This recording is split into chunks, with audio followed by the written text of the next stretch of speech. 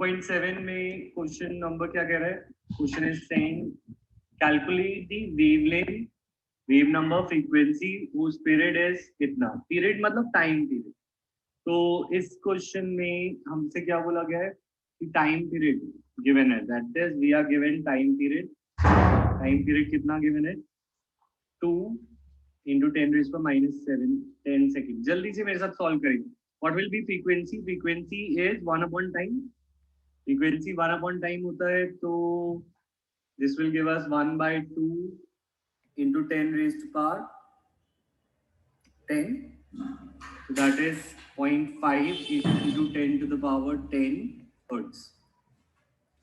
ठीक है, 0.5 into 10 to the power 10 hertz। तो फ्रीक्वेंसी आने के बाद we can find wavelength। wavelength will be c by nu, so that is 3 into 10 raised to power 8 upon 0.5 into 10 to the power 10, it will give us 6 into 10 to the power 2 minus 2 metre. Wave number निकालना है। Wave number होता है 1 by wave upon 6 into 10 raised to power 2, तो this will B 1 by 6 कितना होता है?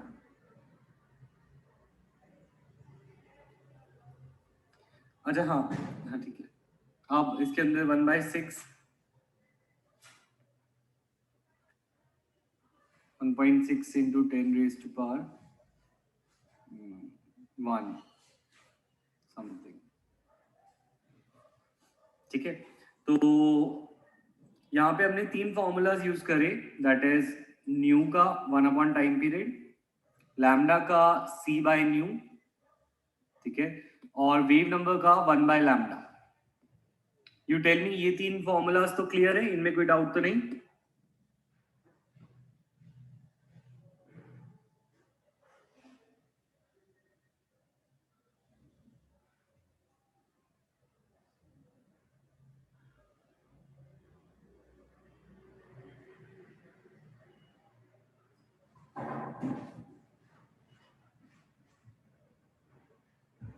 Question कह रहा है what is the number of photons of light with a wavelength of इतने that provides 1 joule of energy.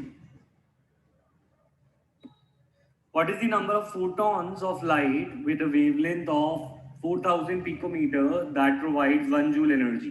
तो पहले हम वेवलेंथ ऑफ 1 फोटॉन कितना गिवन है? 4000 picometre.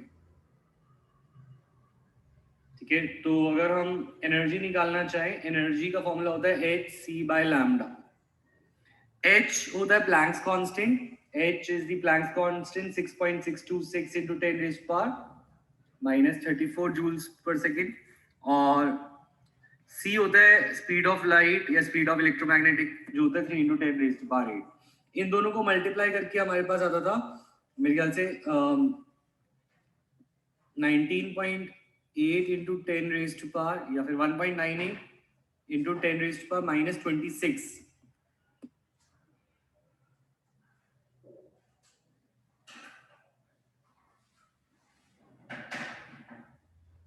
19.8 into 10 raised to power minus 26 h और c को मल्टीप्लाई करके आता है, और 4000 पिकोमीटर। तो जिसको याद नहीं है पिकोमीटर क्या होता है, मैं याद दिला दूं, picometre is equal to 10 raised to power minus 12 metre. तो 10 raised to power minus 12 हम यहाँ पे, तो we will get our answer. ठीक है, तो इसको सॉल्व करो जल्दी से।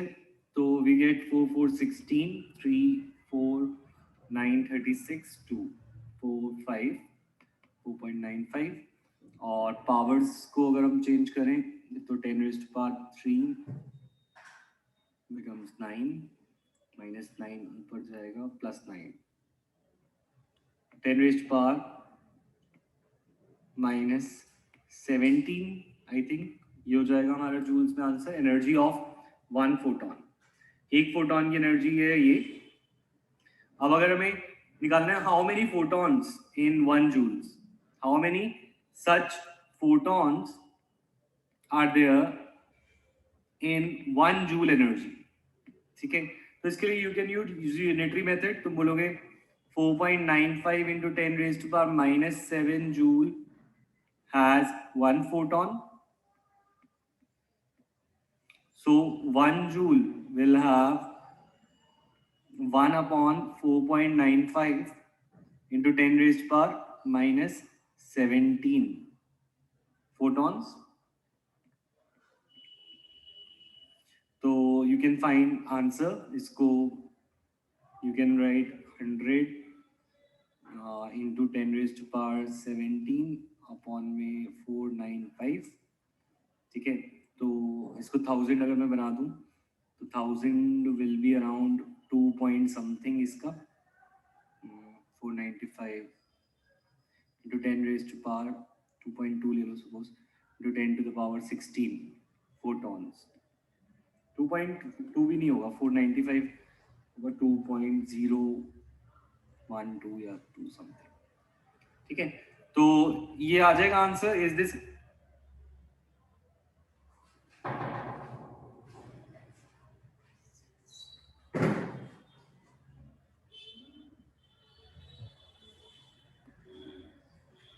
Let's do photo electric effect.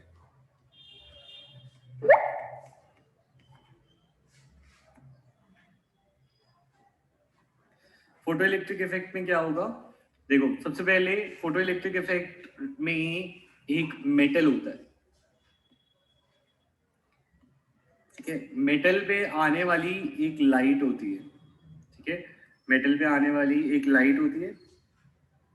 Light बोले या फोटोन बोले, फोटोन की जो एनर्जी होती है that is H new.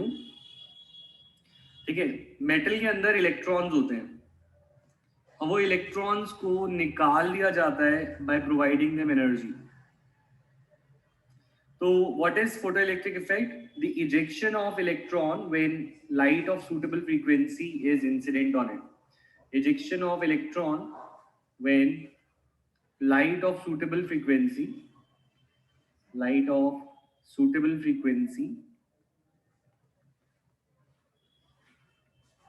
is incident on a metal surface.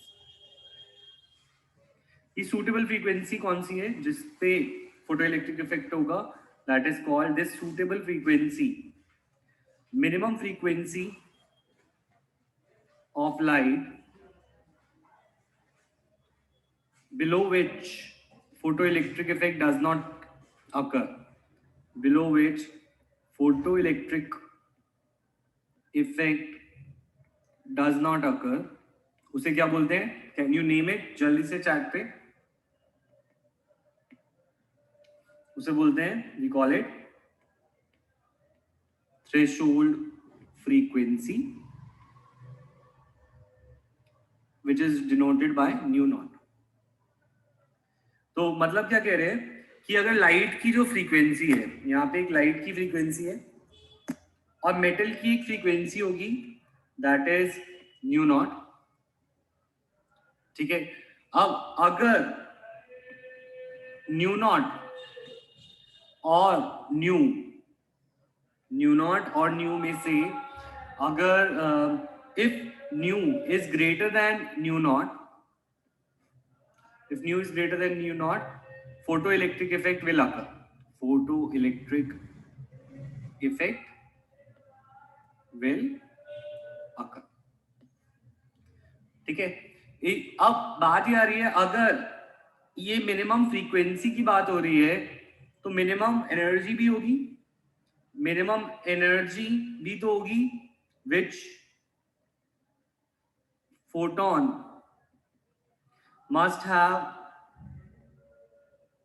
to eject an electron. Minimum energy भी तो होनी चाहिए. अगर फ्रीक्वेंसी है, फ्रीक्वेंसी और एनर्जी का क्या होता है? डायरेक्ट रिलेशन होता है. तो अगर मिनिमम फ्रीक्वेंसी कुछ है तो मिनिमम एनर्जी भी होगी. इसे हम बोलते हैं work function denoted by W naught. तो the thing is h nu should be greater than h nu naught. h nu naught is nothing but work function. h nu should be greater than work function. ठीक है, तो photoelectric effect के लिए दो चीजें, आने वाली लाइट की फ्रीक्वेंसी, फॉर एग्जांपल 50 हर्ट्ज है ठीक है, और मेटल से इलेक्ट्रॉन को निकालने की फ्रीक्वेंसी है 60 हर्ट्ज। तो क्या फोटोइलेक्ट्रिक इफेक्ट ऑब्जर्व होगा? यस और नो?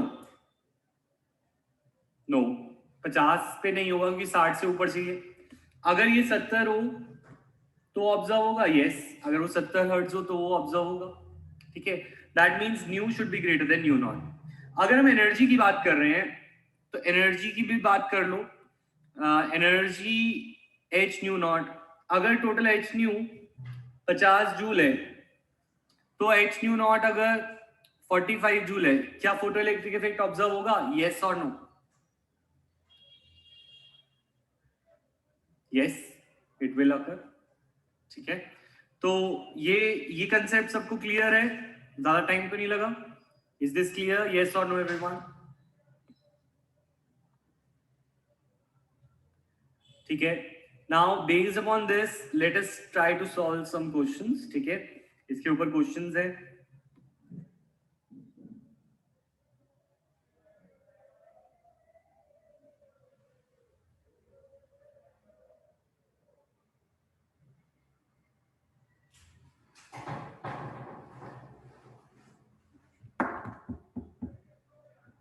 क्वेश्चन देखते हैं।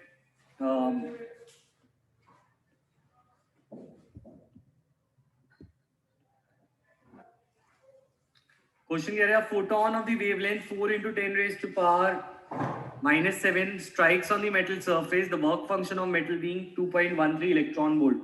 1 electron volt is equal to जितने चार्ज होते हैं 1.6 चार्ज ऑन 1 इलेक्ट्रॉन कितना होता है? इतना ही होता है, इनटू 10 रेज़ पर -19 जूल्स।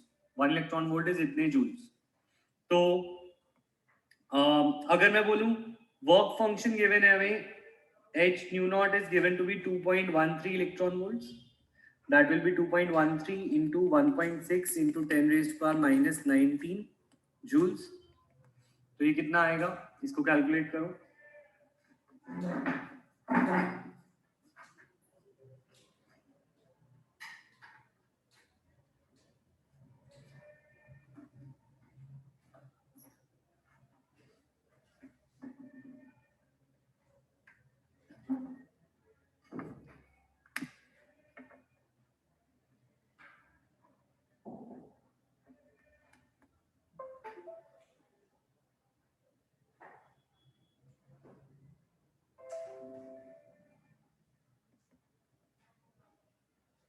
ठीक है, तो this will be 3.4 into 10 raised to power -19 joules. हमने जूल्स में कन्वर्ट कर, ठीक है। कह रहा है calculate energy of photon in electron volts. अच्छा, इलेक्ट्रॉन वोल्ट में ही पूछ रहा है, कोई बात नहीं। हम वो कह रहे फोटोन की एनर्जी बताओ। तो फोटोन की वेवलेंथ गिवन है, wavelength of photon is 4 into 10 raised to power -7। तो कैन आई से h nu energy of photon will be h nu, energy of photon will be hc by lambda, that is 19.8 into 10 raised to power -26। ये मैंने पहले से याद कर रखा है। 4 into 10 raised to power -7, तो ये कितना आया? वही आया 4 4 16 3 4 9 36 4 5 20 10 raised to power -90, ठीक है। ये जूल्स में है। अगर मैं इसको निकालना चाहूँ इलेक्ट्रॉन वोल्ट में, तो इलेक्ट्रॉन वोल्ट में करने के लिए मुझे इसे डिवाइड करना पड़ेगा, divide by 1.6 into 10 raised to power -90, ठीक है ना। तो ये कितना आएगा इलेक्ट्रॉन वोल्ट में? 4.95 डिवाइडेड बाय 1.6, तो this will B 3.09 electron volts, ठीक है। अच्छा, ये करने की जरूरत नहीं थी वैसे, जो हमने एच न्यू नॉट को जूल्स में निकाला, पर कोई बात नहीं। और हमारे पास एच न्यू आ गया है इन 3.09 electron volts.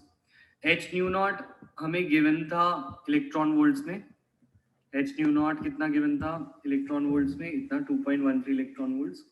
Photo electric effect का फॉर्मूला क्या है? फोटो इलेक्ट्रिक इफेक्ट का फॉर्मूला ये है कि जो एनर्जी से लाइट आती है वो कुछ तो उसे निकालने में लग जाती है और कुछ काइनेटिक एनर्जी में कन्वर्ट हो जाती है। तो ये सिंपल सा फॉर्मूला है। This is for photo electric effect that we have to remember. ठीक है, अब कहना है इसे कि यहाँ पे 3.09 is equal to 2.13 plus kinetic energy. तो काइनेटिक एनर्जी को इलेक्ट्रॉन वोल्ट में निकालना चाहूँ तो दैट विल बी 3.09 माइनस 2.13। ठीक है, इसको माइनस करके कितना आएगा 3.09 माइनस 2.13, तो it comes out to be 0.96 electron volts. ठीक है, ये इलेक्ट्रॉन वोल्ट्स में आ रहा है क्योंकि सब कुछ इलेक्ट्रॉन वोल्ट्स में था अभी तक। तो इसको जूल्स में करने के लिए 0.96 इंटू 1.6 इंटू 10 रेज़ पर माइनस 19 जूल्स, तो 1.5 समथिंग हो जाएगा। तो we will get 1.536 into 10 raise पर माइनस 19 जूल्स। काइनेटिक एनर्जी आ गई हमारे पास। और क्या पूछा, वेलोसिटी। तो वेलोसिटी निकालने के लिए we will put it half mv² is equal to this much. ठीक है, तो वी कैन से v², मैं लिख सकता हूँ v² is equal to v² is equal to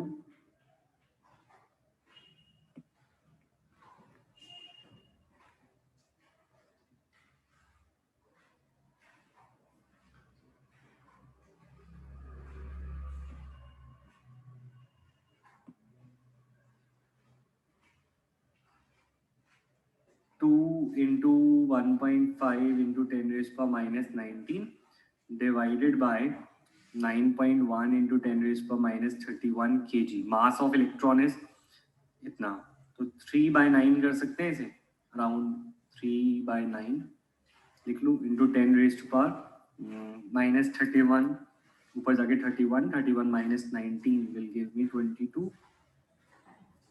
ठीक है, मीटर पर second,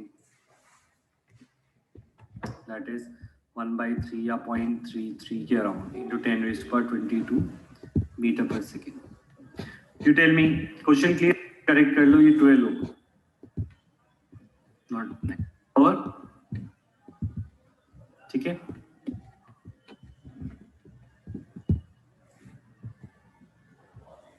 ionization energy is the energy required to remove the electron. Ionization energy is energy required to remove the electron.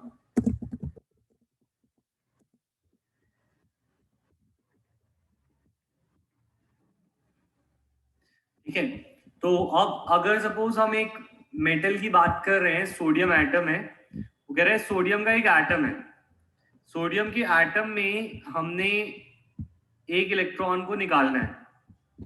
तो sodium के atom के अंदर जो electron है इसको इजेक्ट करना है, और इसके अंदर तुम वेवलेंथ यूज कर रहे हो लाइट की 242 नैनोमीटर। तो इसको तुम या तो तुम बोहर मॉडल के फॉर्मूले से कर सकते हो जो मैंने नहीं सिखाया, या फिर तुम फोटो इलेक्ट्रिक इफेक्ट के फॉर्मूले से भी कर सकते हो। ठीक है, तो अगर हम बोल जा रहे हैं यहाँ पे that wavelength of light 242 nanometre is just sufficient. Just sufficient मतलब ये थ्रेशोल्ड है। जस्ट सफिशिएंट का मतलब है this is threshold wavelength, this is lambda naught. ठीक है, अगर कोई चीज जस्ट सफिशिएंट हो तो मतलब वो थ्रेशोल्ड पे है, राइट? तो अगर लैम्डा नॉट मेरे पास है और मुझे निकालना है अगर मैं इससे एक एनर्जी रिक्वायर्ड निकालना चाहूं टू रिमूव द इलेक्ट्रॉन, तो that is nothing but work function, और I can say hc by lambda naught. hc मेरे को याद हो गया 19.8 इंटू 10 रेज़ पर माइनस 26, और lambda naught is 242 nanometre. Direct answer will be this. इसको सॉल्व करके we will get the direct answer. तो ये हो जाएगा 10 रेज़ पर माइनस प्लस 9 26, 10 रेज़ पर माइनस 18 19 70 19 आएगा यहाँ पे, और 19.8 डिवाइड बाय 242 भी कुछ आएगा, 19.8 डिवाइड बाय 242, तो 0.0818। तो अगर हम इसको कन्वर्ट करें तो 8.18 इंटू 10⁻⁻19 joules. तो energy required to remove the electron,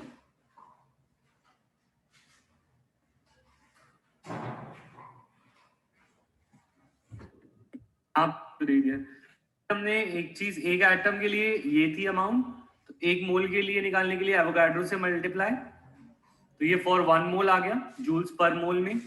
joules per मोल को अगर हमें किलो जूल में कन्वर्ट करना है तो डिवाइड बाय 1000 से डिवाइड करोगे तो ये आंसर आएगा। This is the answer in 1।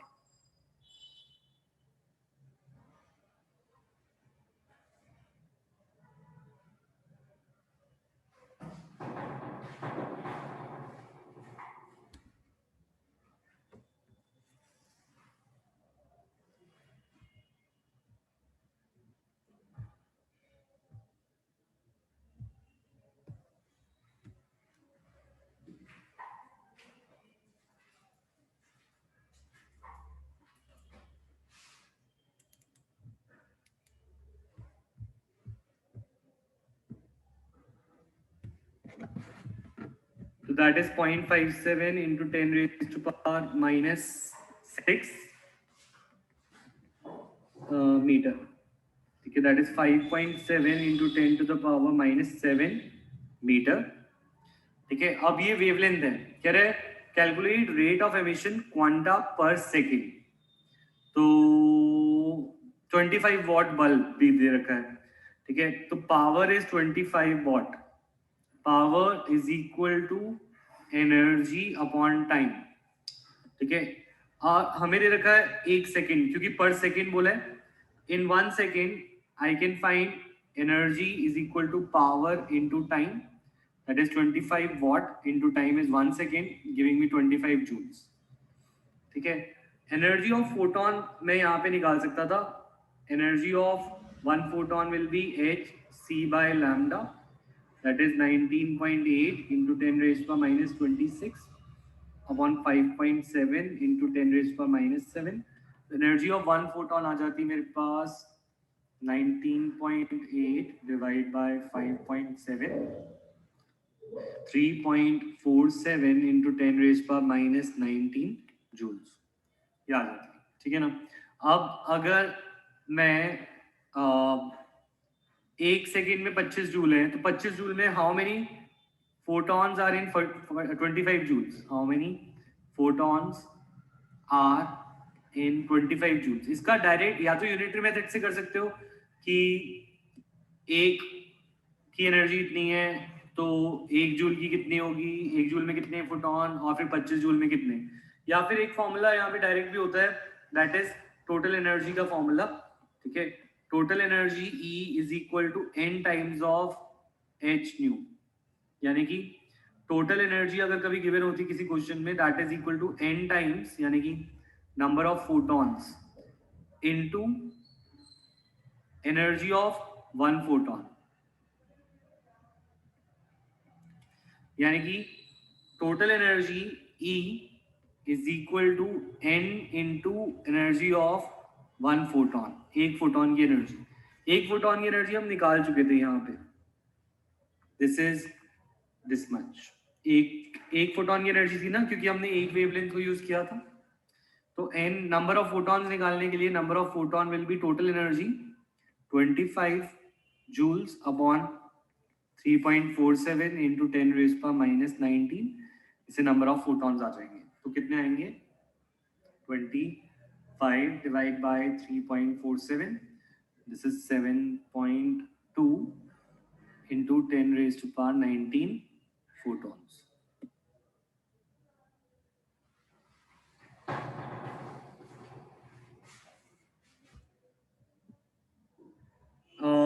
Zero velocity से निकल रहा है, तो h nu is equal to h nu naught plus kinetic energy, ये हमारा फॉर्मूला है। ठीक है, तो that means if velocity is zero then kinetic energy is zero. अगर velocity zero है तो that means kinetic energy is zero.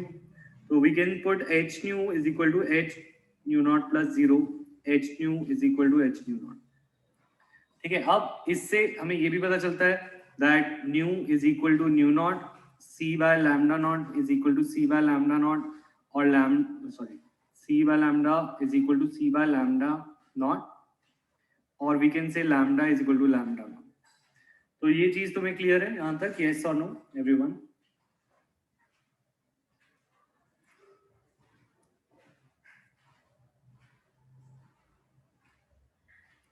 तो अगर हमसे पूछा जाए, हमें दे रखा है वेवलेंथ इज कितना 6800 एंगस्ट्रॉम यानी 10 raised power -10 metre, that is 6.8 into 10 raised to power -7 metre में. तो lambda is equal to lambda naught is equal to 6.8 into 10 raised to power -7. ठीक है, अब अगर हमें वर्क फंक्शन निकालना है, पहले न्यू नॉट निकालना चाहो तो nu naught is equal to c by lambda naught, that is 3 into 10 raised to power 8 divide by 6.8 into 10 raised to power -7. That will give us कितना आएगा इसका आंसर? 3/6.8.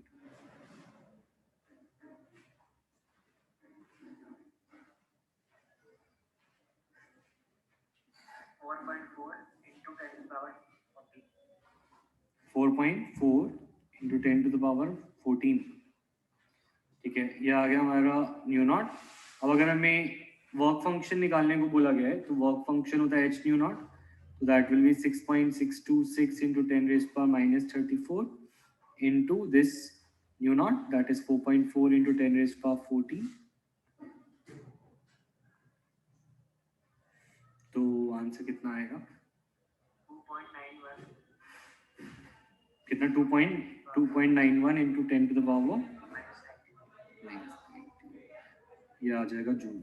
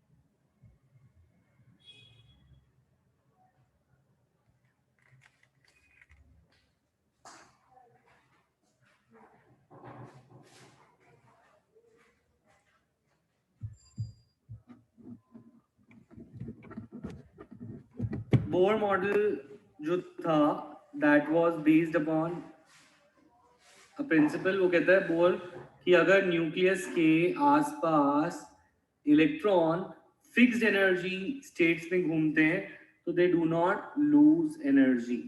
अगर कोई इलेक्ट्रॉन फिक्स्ड एनर्जी स्टेट्स में घूमते हैं, जिनको उसने बोला था stationery states, so they do not lose energy.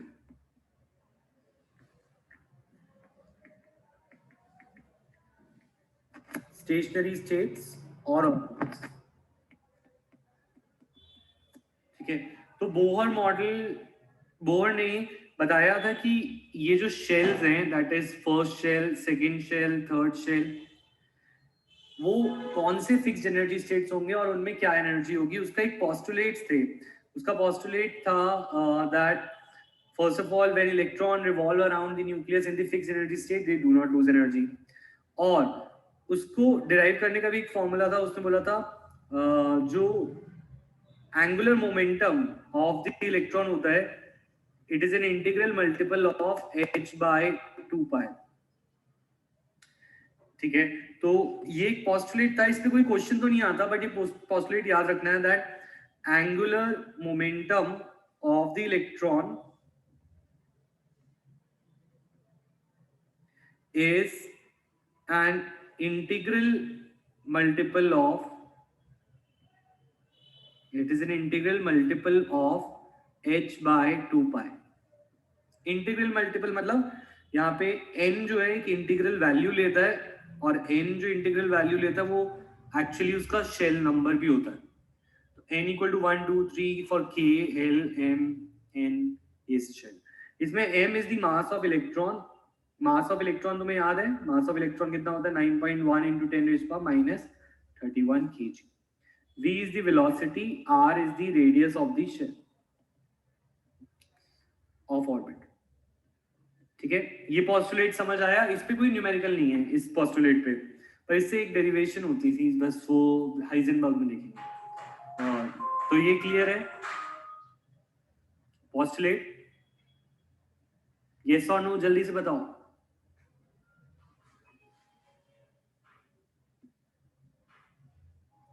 ठीक है, फिर जो मेन चीज है जिसपे क्वेश्चन आता है बोर मॉडल पे, वो है इसके फॉर्मूलाज. ठीक है, first formula is for radius.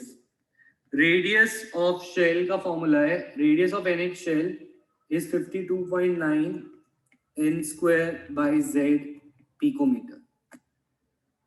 मतलब अगर n is the shell number, z is the atomic number और पिकोमीटर होता है 10⁻⁻12 मीटर. इस फॉर्मूले को यूज करके किसी का भी हम रेडियस निकाल सकते हैं. ठीक है, second is the energy of shell. Energy of shell का फॉर्मूला होता है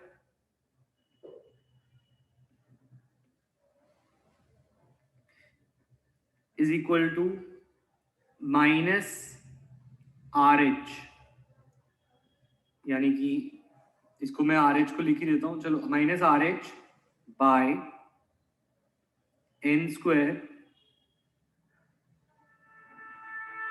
into z square joules, where RH क्या है? RH is our Rydberg's constant 2.18 into 10 raised to minus 80 joules. n is the shell number और z is the atomic number, same चीज. ठीक है, और हाँ ये मीटर होगा. अच्छा, next third is change in energy का फॉर्मूला. अगर कोई इलेक्ट्रॉन दो शेल्स के बीच में चेंज होता है, मतलब वो फर्स्ट से सेकंड या सेकंड से थर्ड पे जाता है, तो उसका भी एक फॉर्मूला है and that is minus RH 1 by n final square, sorry 1 by n by initial square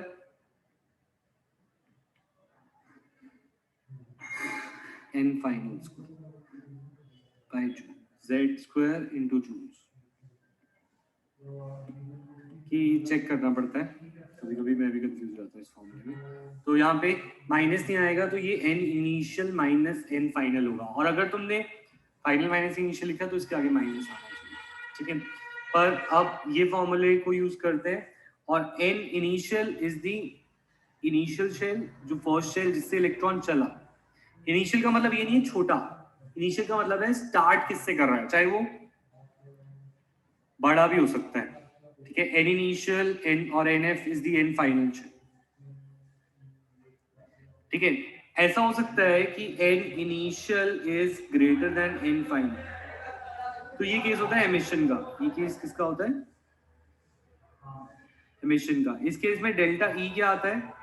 delta E comes out to be positive, sorry delta E comes out to be negative. ठीक है, और अगर n final n initial से बड़ा होगा तो इस case में this is the case of absorption, और इस केस में delta E comes out to be positive. मतलब या तो एनर्जी एब्जॉर्ब हो सकती है या एमिट। अगर वो एब्जॉर्ब करता है तो वो लोअर से हायर में जाता है, और अगर वो एमिट करता है तो वो हायर से लोअर पे जाता है शेल में।